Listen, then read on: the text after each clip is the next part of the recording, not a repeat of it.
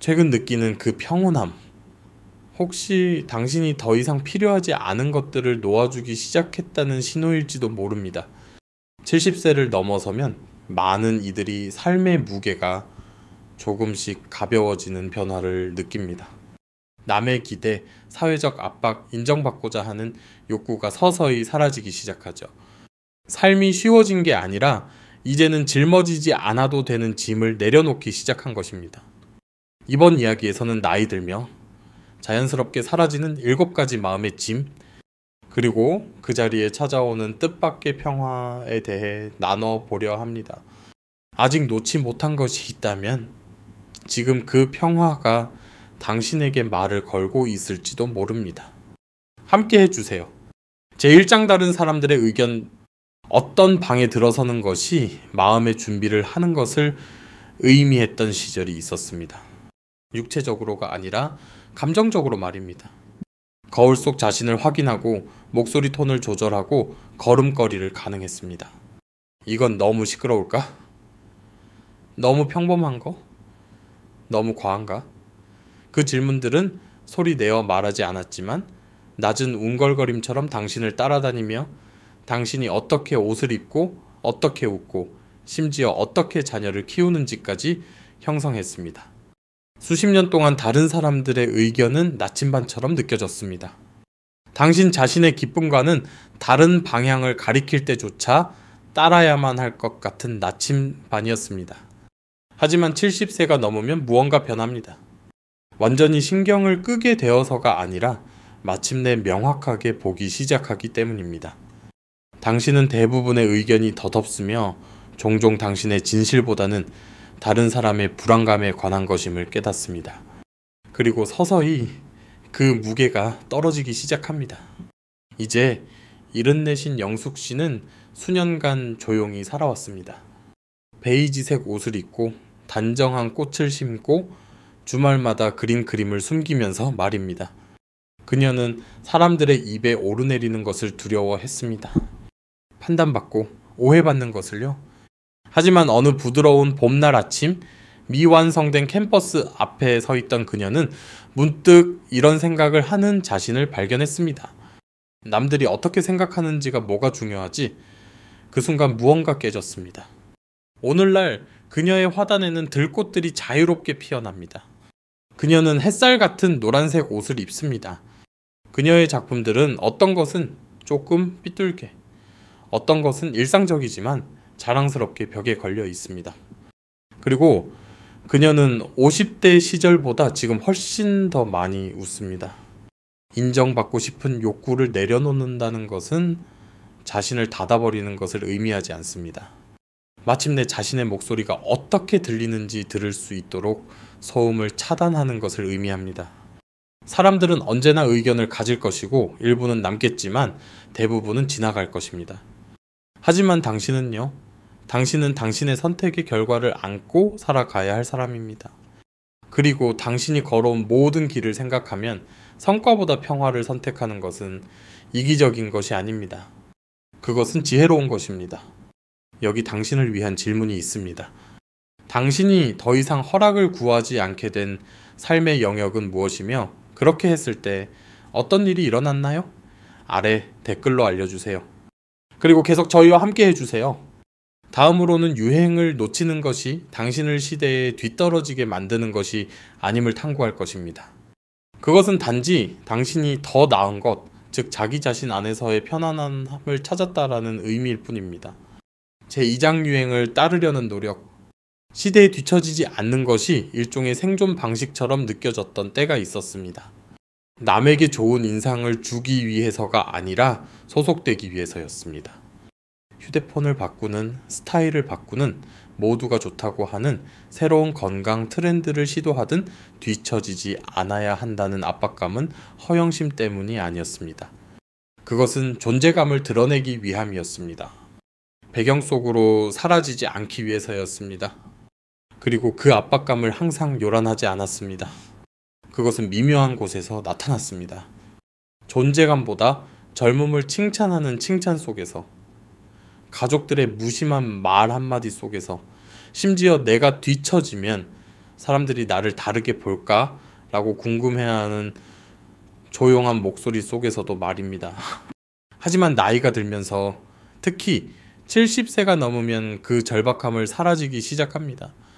당신은 변화를 성장과 혼동하는 것을 멈추고 모든 새로운 것이 당신을 위한 것은 아님을 깨닫습니다. 유행의 순환은 초대라기보다는 소음처럼 느껴지기 시작합니다. 78살의 현우 씨는 앞서가기 위해 수년을 보냈습니다. 새로운 옷, 새로운 기기. 그는 항상 그것들을 좋아하지는 않았지만 멈추면 어떤 의미가 될지 두려워했습니다. 그러던 어느 날 오후 그는 다르게 선택했습니다. 그는 집처럼 편안한 코듀로이 바지를 입고 숨을 더 느리게 쉬게 해주는 오래된 음반을 틀고 화면이 필요 없는 종이책을 펼쳤습니다. 그는 제게 말했습니다. 더 이상 뒤처지는 것에 대한 문제가 아니었어요. 마침내 나 자신을 따라잡는 것이었죠. 그 미묘하지만 심오한 변화는 70세가 넘은 많은 사람들이 느끼기 시작하는 것입니다. 당신은 무엇이 유행인가? 라고 묻는 것을 멈추고 무엇이 나의 것인가? 라고 묻기 시작합니다. 당신은 존재의 의미가 유행 주기에서 오는 것이 아니라 현재에 있음에서, 진실에서 세상과 똑같아질 필요 없이 세상에 속할 수 있다는 것을 아는 데서 온다는 것을 깨닫습니다. 왜냐하면 편안함은 안주가 아니기 때문입니다. 그리고 진정성은 결코 유행에 뒤처지지 않을 것입니다. 유행을 내려놓고 그 과정에서 더 당신다운 무언가를 재발견한 적이 있나요? 댓글로 공유해 주세요. 무엇이 당신을 자신에게로 돌아오게 했는지 듣고 싶습니다. 그리고 계속 저희와 함께 해주세요. 다음으로는 더 조용한 지민 과거의 후회라는 무게와 마침내 그것들을 다르게 보게 되는 은혜에 대해 마주해 보겠습니다. 제3장 과거에 대한 후회. 어떤 기억은 사라지지 않고 메아리칩니다.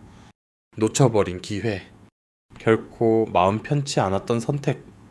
너무 오래 지속된 침묵. 후회는 항상 자신을 드러내지 않습니다. 오히려 산책 중에 설거지를 할 때 잠들기 직전에 조용히 스며들어 만약에 라고 속삭입니다.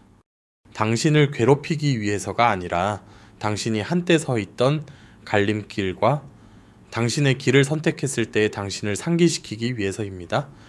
수년 동안 당신은 그 순간들을 마치지 못한 대화처럼 품고 같은 생각을 반복했을지도 모릅니다. 만약 내가 그때 하지만 나이가 들어가는 것의 아름다움은 특히 70세를 넘어서면서 당신의 시야가 넓어진다는 것입니다. 당신은 과거를 실수의 총합이 아니라 배움의 풍경으로 보기 시작합니다. 놓친 기회들이 사라지는 것은 아니지만 그 의미는 부드러워집니다. 이제 81살인 영호 씨는 한때 더 많은 돈과 지위를 약속했지만 가족을 타지로 이주시켜야 했을 직장을 거절한 적이 있습니다. 수십 년 동안 그는 그 선택을 의심했습니다. 하지만 지금 그의 자녀들이 한때 반딧불이를 쫓던 바로 그 뒷마당에서 손주들이 노는 것을 보면서 그는 그것을 다르게 봅니다. 그 실수는 그에게 현재에 뿌리 내린 삶을 주었습니다. 후회가 사라지는 것이 아니라 변형되는 것입니다. 그리고 당신이 아직 알지 못했던 것들에 대해 젊은 시절에 자신을 탓하는 것을 멈출 때 당신은 종결보다 훨씬 더 깊은 것, 즉 연민을 실천하기 시작합니다. 심리학자 김선아 박사는 후회는 과거를 다시 쓰는 것으로 해결되는 것이 아니라 관점을 바꾸는 것으로 치유된다고 말합니다. 과거에 당신이 가진 것 안에서 최선을 다했다는 진실을 존중함으로써 말입니다. 그리고 그것으로 충분합니다. 그러니 후회가 다시 속삭일 때 당신은 이렇게 말할 수 있습니다. 그래, 그런 일이 있었지. 그리고 나는 그것 때문에 성장했어. 당신의 이야기를 다시 쓸 필요는 없습니다. 그저 더 다정한 시선으로 읽어주면 됩니다. 그리고 그것을 짐이 아닌 빛으로 안고 나아가세요. 한때 의심했던 과거의 결정과 평화를 찾았나요? 관점을 바꾸는데 무엇이 도움이 되었나요? 당신의 성찰을 댓글로 공유해주세요. 그리고 계속 저희와 함께 해주세요. 다음으로는 비교라는 조용한 압박감에서 벗어나 자신의 속도에서 기쁨을 찾는 법을 탐구해 보겠습니다. 제 사장타임과 자신을 비교하는 것, 비교는 좀처럼 요란하게 들어오지 않습니다. 그것은 틈새로 조용히 스며듭니다. 이웃의 부엌 리모델링, 친구의 휴가 사진, 화면 속 낯선 사람의 웃는 손주들, 그리고 당신이 미처 깨닫기도 전에 당신은 자신의 삶을 그들의 삶과 비교하고 있습니다. 당신의 중요한 순간들, 당신의 기억들, 당신의 의미를 말입니다. 70대에도 여전히 그런 일이 일어날 수 있습니다. 당신은 다른 사람들의 잘 꾸며진 기쁨의 순간들을 훑어보며 궁금해합니다. 내가 무언가 놓쳤나? 내가 뒤처졌나? 75살의 미경씨가 그렇게 느꼈습니다. 그녀의 삶은 좋았습니다. 평화롭고 안정적이었죠. 하지만 다른 모든 사람들의 축하 행사 옆에서는 작게 느껴지기 시작했습니다. 그러던 어느 조용한 오후 그녀는 휴대폰을 내려놓고 자신의 정원으로 걸어 나갔습니다. 꽃들은 사진처럼 완벽하지 않았지만 그녀의 것이었습니다. 그리고 그 고요함 속에서 무언가 깨달았습니다. 진정한 만족감은 계시되지 않아도 진짜라는 것을요. 박지현 박사는 비교는 결핍 속에서 번성하지만 감사는 관점을 회복시킨다고 가르칩니다. 그리고 70세가 넘으면 당신은 진정으로 중요한 것이 무엇인지 보기 시작합니다. 당신의 삶이 다른 누구의 삶처럼 보이는지가 중요한 것이 아닙니다. 그것이 당신의 것처럼 느껴지는지가 중요합니다. 당신은 다른 사람의 속도, 중요한 순간들 또는 성공의 이미지에 맞출 필요가 없습니다. 왜냐하면 그들의 길은 당신이 따라야 할 길이 아니었기 때문입니다. 가장 중요한 것은 당신의 삶이 어떻게 보이는가가 아니라 당신이 그것을 살고 있을 때 어떻게 느껴지는가입니다. 진정한 평화는 당신이 곁눈질을 멈추고 당신 자신의 리듬을 존중하기 시작할 때 찾아옵니다. 정직하고 조용하며 진실된 리듬을요. 비교하는 마음이 스며들 때 무엇이 당신을 당신의 이야기로 되돌려주나요? 댓글로 알려주세요. 그리고 이것이 당신이 조금 더 편안하게 숨 쉬는 데 도움이 되었다면 그 격려가 필요한 누군가와 좋아요를 누르거나 공유하는 것을 고려해 보세요. 다음으로 우리는 좀처럼 칭송받지 못하는 종류의 힘에 대해 이야기할 것입니다. 속도를 늦추고 몸이 이끄는 대로 따를 용기 말입니다. 제 오장 몸을 한계 이상으로 밀어붙이는 것, 한때 힘이란 모든 것을 해내는 것을 의미했습니다. 무거운 것을 들고 힘든 것을 끝내고 그것이 얼마나 큰 대가를 치렀는지에 대해 조용히 있는 것. 당신은 피로를 이겨내고 고통을 무시하고 도움을 요청하는 것은 부족함을 의미한다고 스스로에게 말했습니다. 속도를 늦추는 것은 선택사항이 아니었습니다. 그것은 항복처럼 느껴졌습니다. 하지만 70세가 넘은 어느 시점부터 다른 목소리가 나타납니다.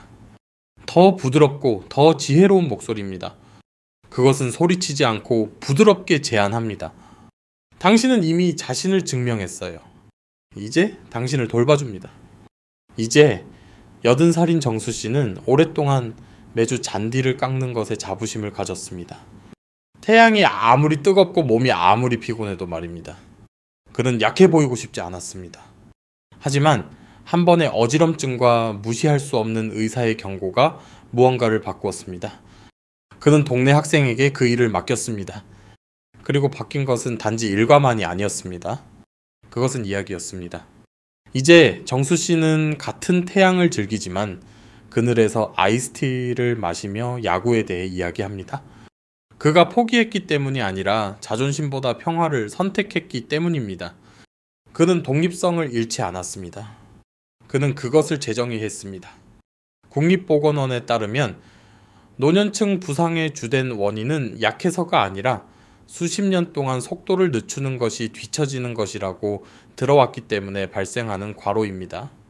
하지만 휴식은 실패가 아닙니다. 그것은 행동하는 지혜입니다. 휴식은 포기가 아니라 자신의 장수에 참여하는 한 형태입니다. 당신은 평생 다른 사람들을 짊어져 왔습니다.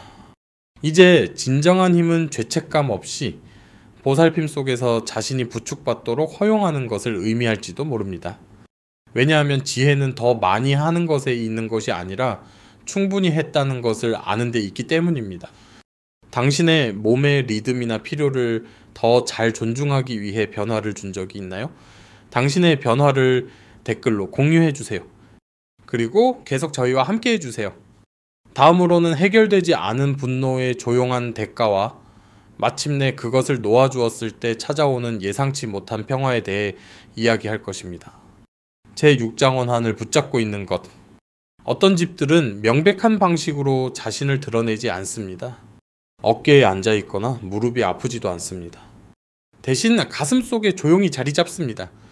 어떤 이름이 언급될 때 느끼는 긴장감, 기쁨보다 불안을 더 불러일으키는 명절, 다른 모든 사람들이 넘어간 후에도 오랫동안 재생되는 기억처럼 말입니다.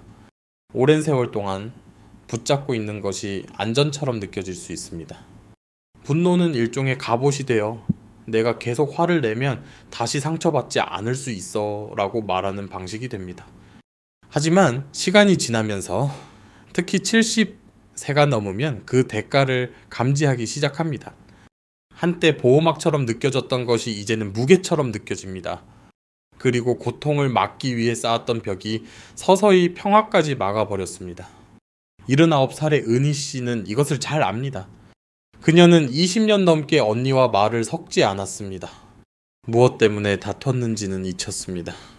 하지만 그 침묵은 더 단단한 무언가로 굳어졌습니다. 최근 건강에 문제가 생긴 후 은희 씨는 조용한 결정을 내렸습니다. 그녀는 전화를 들었습니다. 그들은 과거를 다시 꺼내지 않았습니다. 그들은 자신들의 정원과 손주들 그리고 둘 다 좋아했던 노래에 대해 이야기했습니다. 그 전화 한 통이 모든 것을 해결하지는 않았지만 무언가를 부드럽게 만들었습니다. 왜냐하면 때로는 용서가 해결에 관한 것이 아니기 때문입니다. 그것은 해방에 관한 것입니다. 그리고 그것이 더 깊은 진실입니다. 용서는 그들을 위한 것이 아니라 당신을 위한 것입니다.